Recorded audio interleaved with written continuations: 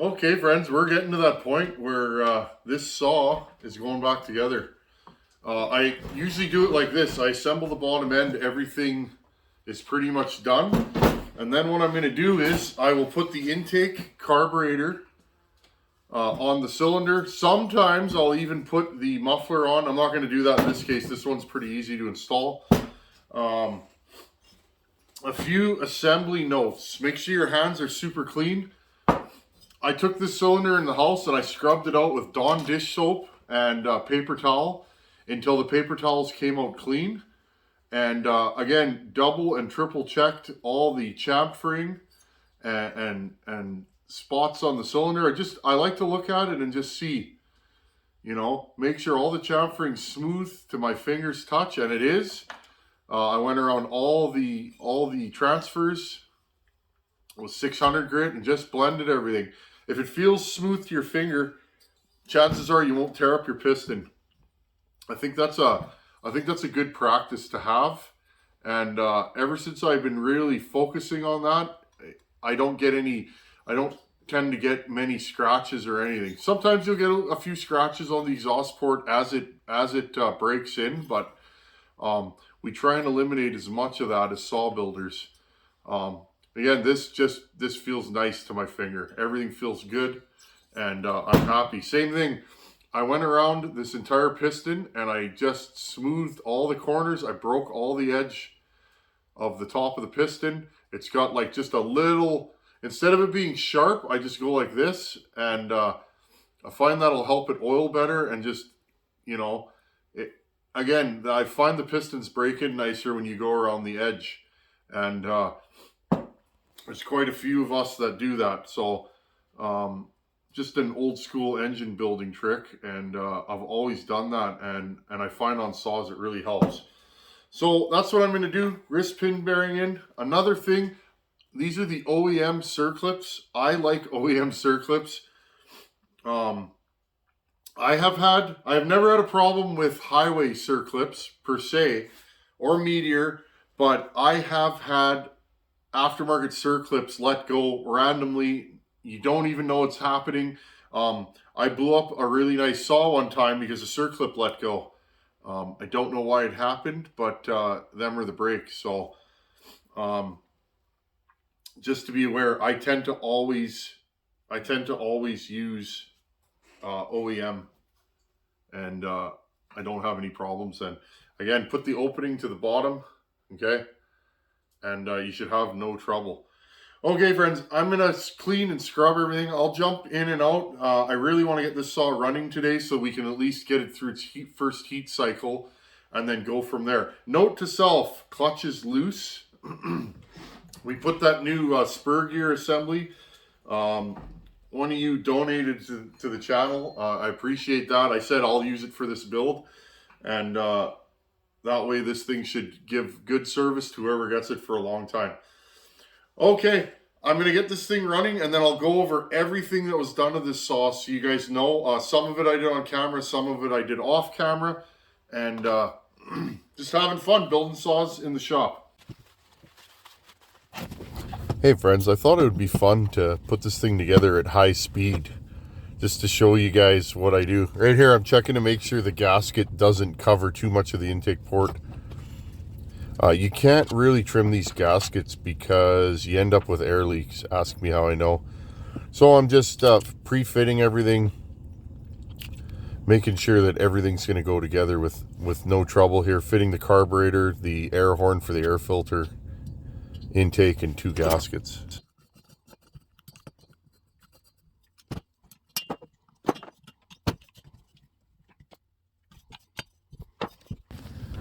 Here I'm seating and opening both jets, or I guess opening them. I already seated them. I put them both at about 1 1/4. That should be good enough to get it to start.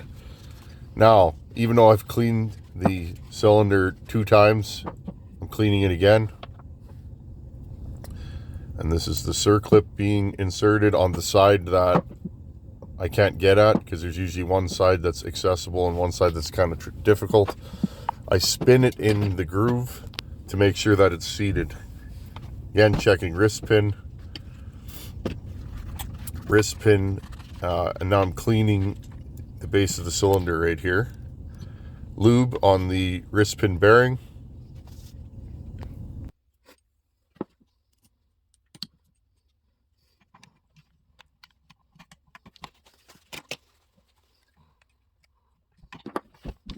Here I'm putting the other circlip in. I'll clip it in and then spin it one turn to make sure it's in the groove and it's not going to come out. Opening at the bottom.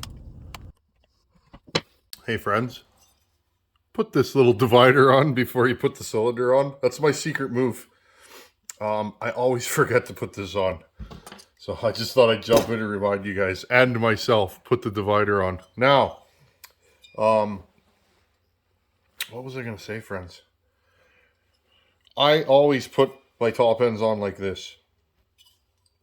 It's just a good deal. You can make sure everything's lined up. All the gaskets are making contact.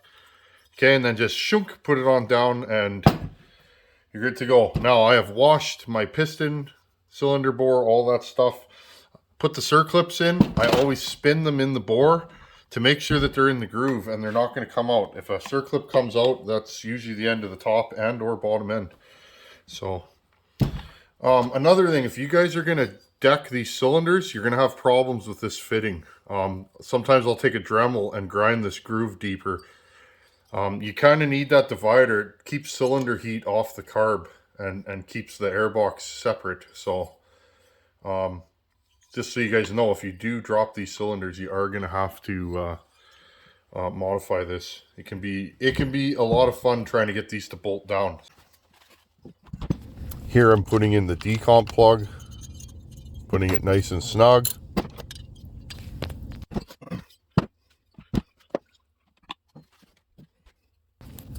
And now you could skip this if you don't want. Layer of Moto Seal on the case, then I put the gasket down, and then I'm putting another layer of Moto Seal on the top of the gasket. Here I put the ring on.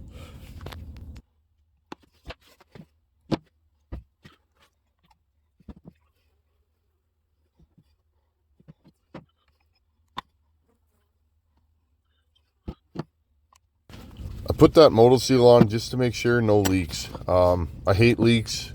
They're not necessary and you try to avoid them at all costs. Lubing the cylinder here, bearings. I'll rub a little oil, just 2-stroke oil onto the piston. Notice I put it together with no ring compressor. And there's your bottom end on. Boom. There we go. Boom. I love it.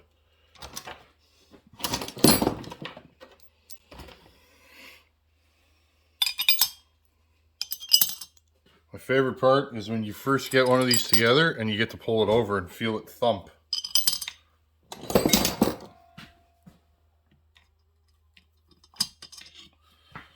I just want to get these in there. There you go. I put a thin layer of Moto Seal on the gasket. You don't have to do that. Some say you do. I don't like air leaks. And these saws are known to have air leaks when you pull them apart, so. And I've built enough of them now that I kind of know where they leak and where they don't.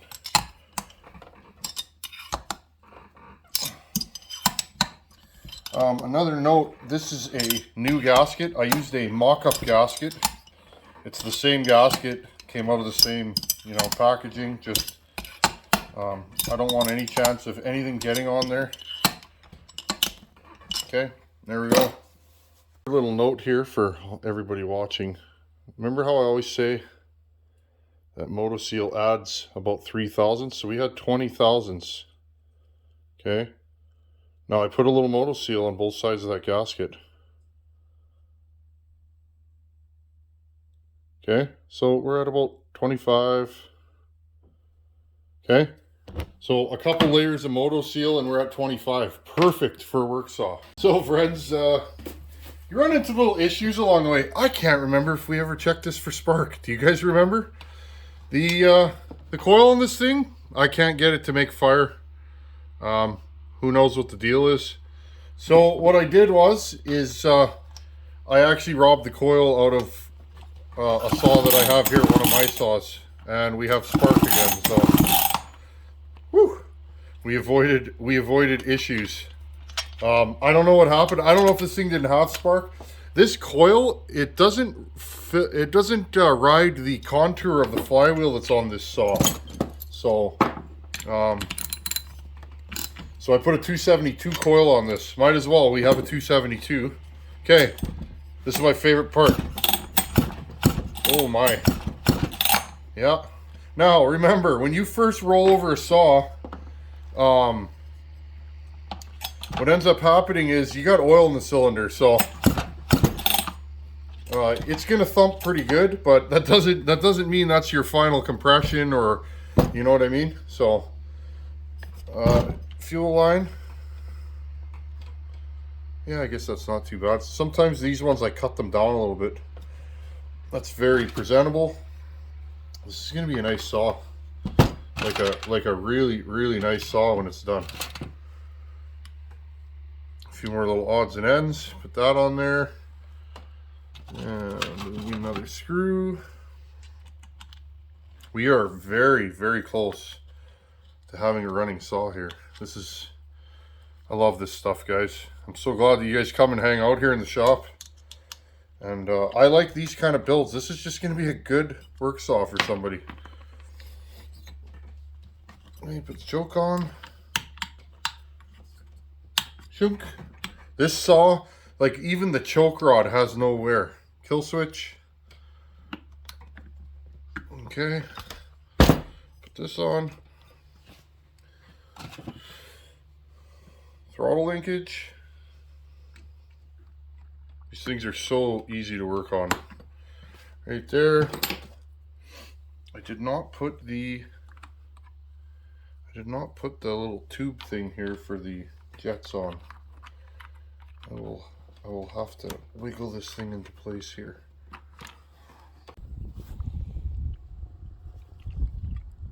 That's a pretty nice saw, if I do say so myself. Very presentable. I hogged out the muffler just a little bit behind this deflector. Again, we're just making a good work saw. Now, I'm going to fire this thing up for the first time, and I will heat cycle this before I put it in the wood. I just want to make sure everything's good. I'll do a piston inspection after I've idled this thing a bit, and should be good. Let's see what we got here.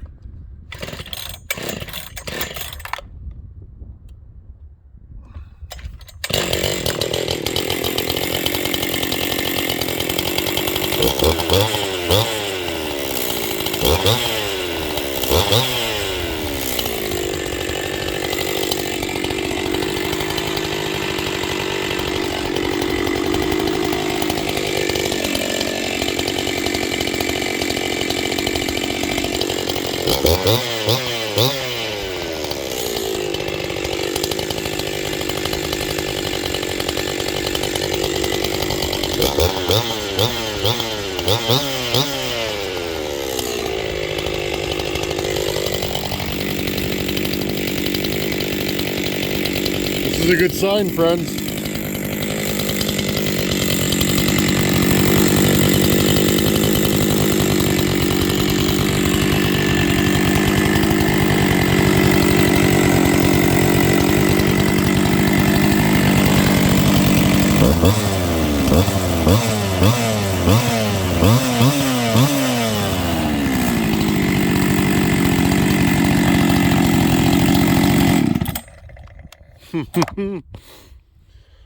Well, that was fun.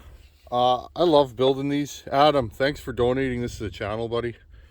And that was a fun build. Really fun. I'm in a heat cycle this thing, and I think it wants more muffler. I can kind of feel it. We'll play that one by ear. It runs on its side, upside down. You guys saw me flipping it around there. Let's see if I can restart it. Rings are not seated.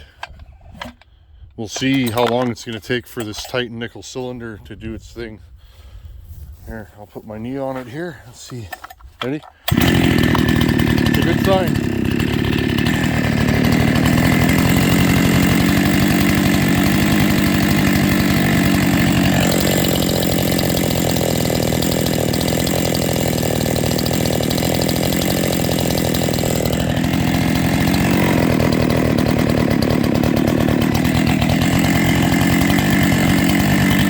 a little rinse there.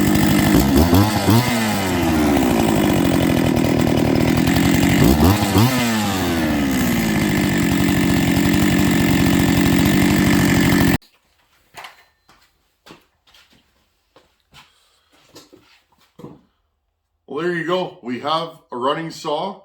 A few notes right away. This thing started, and I couldn't have done it without my corduroy Husqvarna hat, Husky.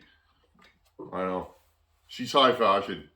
If you're going uptown or downtown, a hat like this just really, yes sir. Anyhow, a few build notes on this saw. First things first, notice it started 3 pulls, I think it fired. These saws especially, if they don't start in 5 to 6 pulls from brand new, my experience is I've built a lot of these, friends, a lot of them. Not as many as some guys, but over the time I've been working on saws, a lot of them have been this chassis. If they don't start in 4, 5, 6 pulls from brand new when you just get it going, 99% of the time you have an air leak. And I'm going to say that this thing started in 3 pulls, maybe 4. I can't remember. We'd have to go back to the video there, but and it idled right away. It was, so when you first fire a saw up, they tend to be rich. That's from the assembly oil. Just kind of feather it and keep it going, or take your screwdriver and jack the idle up. Just a little note so that you're not, you want to get it going and kind of keep it going for a minute or two is what I find. So, I mean, I don't foresee any issues with the saw. It started and ran good. I am going to do a piston inspection. I will do that after about a tank. I don't foresee any issues with this saw. We cleaned it really good. All right, I told you guys I washed it with soap and water. All the ports have been chamfered and checked and rechecked and double checked. Anything that I ported on the transfers, there's no piston ever touching there. So there's nothing to take any material off the piston. I chamfered the top of the piston and went all around the sides and broke all the edges. Again, all those things usually mean that the piston will look good. You'll get some little minute scratches here and there as everything, because think, the piston and cylinder and the rings, everything's getting to know one another, right? But other than that, you should have no issues with scoring or anything like that. Okay, friends, I just want to do a little wrap up here. We are going to run this saw again. I'll heat cycle it this week. Usually I come home from work. If I don't have time to cycle it for a whole tank, I'll come home from work and I'll run it for a bit. I used to just fire them up and put them in the wood. Then I saw how Donnie Walker does it, how he runs them, and it's like I've seen Donnie's work with my own eyes. I've run 1 or 2 saws that Donnie built, and he builds a super tight, super reliable saw. So I'm always learning. I'm not a guy to be like, oh, that doesn't work. I try things and see if they work. Well, I've been breaking them in like Donnie Walker, and it's like I like his break-in procedure. So I've been doing it that way. I just heat cycle them and let them run for a bit, right? Anyhow, what did I do to the saw? Sorry, friends, I'm just fired up. Every time a new saw comes out of this shop, I'm just like super excited. I started off, we inspected the whole saw. Well, the ring was broken. Now, that ring was broken because it was getting brittle and it was lacking tension. They can lose tension. And that's where all the blow-by was coming from. That ring didn't look particularly worn. I spoke with Adam about it, and he said, well, the ring broke when he went to put it back together. Well, right there, that is a brittle ring. No harm, no foul. It was going to break anyways. Better to break it putting together than break it in a running saw. So the top end, I deemed it to be questionable. So right there, it's like I'm not going to reuse a top end that looks a little questionable. Okay, I have seen these cylinders out of round. If you take a bore gauge, okay, put it in there. Sometimes these cylinders will be slightly out of round and you will get some blow-by. I have seen that, especially in Husqvarnas. Don't know what causes that, but I think it's just wear. Anyhow, okay, so right away, it's like, I'm not using this top end. We split the bottom end because the bottom end looked horrible from all that blow-by. I inspected the crank. Crank was good, no discoloration. And again, all of this is in the playlist. If you want to see this saw from start to finish, all this stuff will go in the 268 playlist. Just go to my channel page and go under playlists, and pretty much every saw that we've tinkered with on this channel is in a playlist. I like to do that so you guys can quickly and easily look at a project, because if you're looking for info, rather than doing random searches on YouTube or on the internet, I like to have the info right there. Okay, so put new bearings. Those bearings are FAG bearings. I've used those for years and I've never had a problem with them. They're high quality C3 grade. I've never lost an FAG bearing, ever. Okay, new bearings, new seals. One thing I did on this saw that I've been doing lately, when I take the oil pump and put it in, there's that O-ring. I've been putting Moto Seal around that O-ring to make sure it seals. I haven't had an air leak there since I've been doing that. The flywheel side had a scratch in the case. I Moto Sealed in the flywheel side bearing or seal, okay, to try and make sure there's no leak on the outside. Well, it appears that it's not leaking, so a little trick there. Okay, once we had our bottom end built, I inspected the oil line and strainer. That was fine. I cleaned and inspected the oil pump. That was all good, so I put it back there. Sometimes you'll get a little rust on the shaft and that. I'll go in there with some fine 600,000 grit sandpaper and polish that shaft so it doesn't bind. We put a new spur drive sprocket. That's what was on here. I want this saw to be as original as possible. Yes, we put an aftermarket cylinder on it, but that's the brakes. I put a new spur gear that was donated to the channel. And thank you to the fellow that donated that. I put that on here so we have a new clutch drum that'll last a long time. New fuel filter and fuel line. I rebuilt the carburetor. What else did I do to this saw? All the carburetor gaskets are new. I put OEM where I had an aftermarket. The new highway gaskets for these, they changed them again. We were having problems with them leaking. They're not leaking anymore. This is a highway gasket. So once again, Highway is always improving their products. And if you get something that's Highway and it's no good, often 6 months later they've already fixed the problem. So props to Highway for constantly improving. The other thing, and I don't know if I mentioned this in the last video, the coil on this saw was no good. I can't remember, friends, if we checked for spark. When I remounted this coil, I can't get any spark out of this thing. So I farted around with it for about an hour and said, you know what? I got a 272 laying there. It's not running. It's that saw we ported on the channel about a year ago. I've always planned to do a video on that saw. I was never happy with that saw, and the cylinder's got some issues. That's an OEM cylinder that we ported. That's for another video, though. I'm going to show you guys why sometimes I don't port OEM cylinders, and that saw is a perfect example. I took the coil off that and mounted it on this, and instant fire, no problem. So it is what it is. I'll order another coil.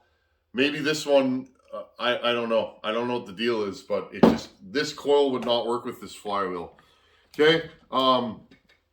The kill switch didn't work on this saw. I put another OEM switch that I had.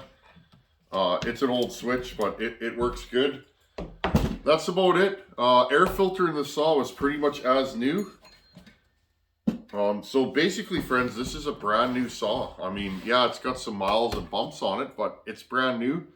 One end to the other. When I rebuild these, I like to just go right through them. Now, friends, if you're interested in a saw like this, maybe not porting it, but you found a saw like this and you want to get it running. Well, if you buy a case splitter, mine's an aftermarket one. I don't know what they cost now. It was 40 or 50 bucks when I bought mine. If you buy a case splitter, that case splitter will work on darn near any saw. except for the new ones with crank stuffers. Those are different, but any older saw will split with those. If you go to Wolf Creek and you buy a top end for this, buy a top end, all the gaskets, a set of bearings, you can build one of these for under $200, friends. That's why I got into this. I needed bigger, faster saws. There's not a lot of saws for sale where I live. So I started buying blown up saws because I figured I've been wrenching my whole life. Maybe I can, build a bigger saw from parts. Well, here we are. So if you're having a hard time finding runners in your area, a lot of times it's worth it to just buy a blown up saw and roll the dice. Other than if the cases are smashed, there's really not much that you can't buy for these saws. So it's all out there and all available. Okay, friends. Thanks for hanging out with me on this project. This is a great saw. Adam, thank you for sending this to the channel. That Adam's a nice fella. I've talked with him a little bit. Just a good country boy. My kind of people. He could be my neighbor. What a nice fella. And it's funny, he really liked this saw, and he said to me, I really like that saw. I found it at a dealer, and but I guess it was a little beyond his capabilities. So he said, well, I'll just send it to you. And it's like, what a nice fella for doing that. Anyhow, friends, I'm going to stop flapping and let you guys go on with your day. We will heat cycle this. When I feel that it's ready, I haven't run this much, maybe 5-10 minutes. We're going to heat cycle it again. When I feel that this thing's ready, I'm going to put it in the wood and let's see what we got. Okay, I'm not sure how long it's going to take this tight nickel cylinder for the rings to seat. The harder the cylinder coating and the harder the rings, the longer it takes for them to seat. But in theory, the longer the top end should last. Well, I don't think they don't recommend honing these cylinders. A lot of times with Highway back in the day, they didn't hone them very well, and they took a long time to break in, which again, they fixed. There's a heavy hone now, crosshatch pattern. I used to hone those cylinders, scuff them up, and then the rings would seat faster. So with this, I can already feel, it's funny, these rings are starting to seat, but I think the compression is going to come up. It's starting to come up already. I'm not happy with this recoil. I put a new spring or a new string in it, but I think this recoil needs just a little more tension. But yeah, friends, this cylinder, I'm not sure how long it's going to take to break in, so we'll play that by ear. I like to make sure the rings are fully seated. You can feel it, and when you look, if you have a crosshatch pattern, as the saw breaks in, you can see the crosshatch disappearing. That's the rings and the cylinder wearing each other, right? And then eventually they are a perfect mirror of each other and they fit perfectly, and that's when the cylinder gets shiny typically. So this one's not quite there yet. Okay, friends, anyhow, as always, thanks for watching. Take it easy. Later.